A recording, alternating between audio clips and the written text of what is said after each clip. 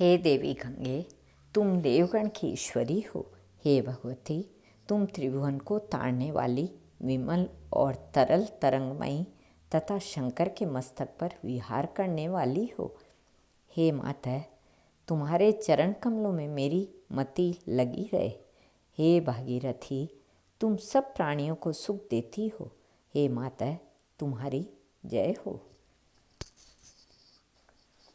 एक बार की बात है, माता पार्वती को गंगा जी के प्रति सापत्न्य बुद्धि हो गई और उन्होंने शिवजी से कहा कि आप गंगा को अधिक महत्व देते हैं और उसे सिर पर बैठा रखा है, परंतु शिव ने उसकी बातों का सुना अनसुना कर दिया।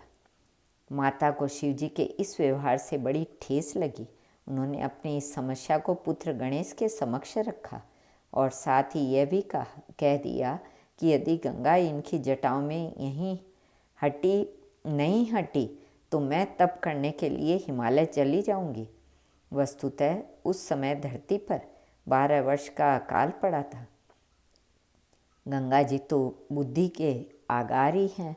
उन्होंने तुरंत समझ लिया कि जगत जननी को अपनी अकाल पीड़ित संतानों पर करुणा हो आई है, इसलिए वे उनकी रक्षा हेतु गंगा जी को धरती पर भेजना चाहती हैं।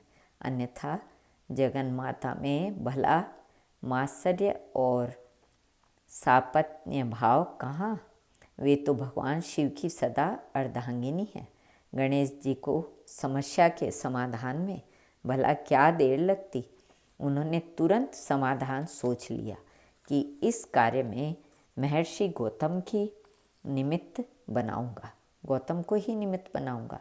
इससे उनकी महिमा का प्रकाशन तो होगा ही, साथ ही धरती के प्राणियों का भी हित होगा।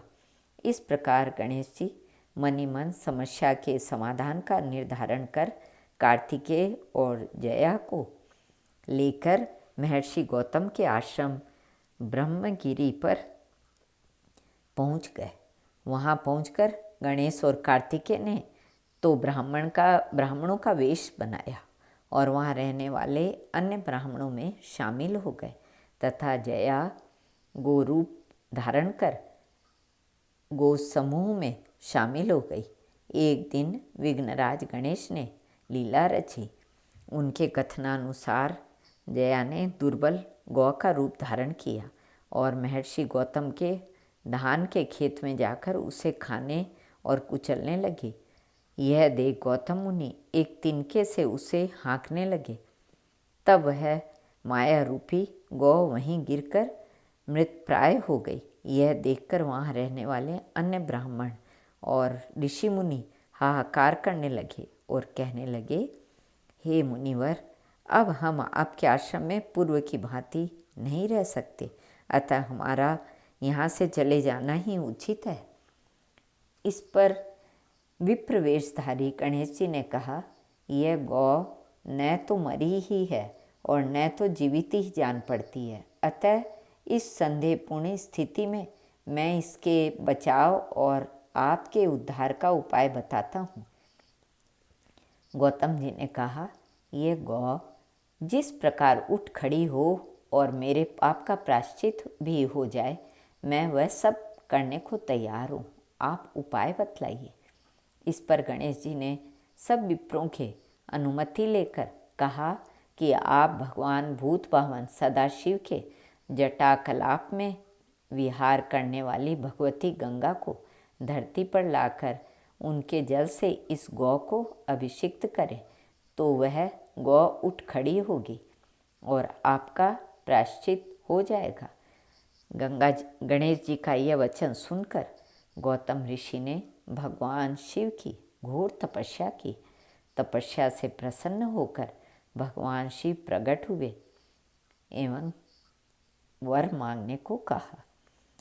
गौतम ऋषि ने निवेदन किया कि भूमंडल में सर्वथा जल का संकट है।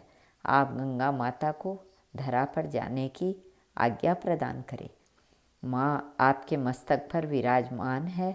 भूमंडल का जल संकट दूर करने हेतु भगवान ने माँ गंगा की एक धारा को धरा पर भेजा। इस प्रकार माँ गंगा धरा पर अवतरित हुई एवं माता पार्वती का कार्य भी सफल हुआ। वे ही माँ गंगा धरा पर गौतमी गंगा के नाम से प्रसिद्ध हुई।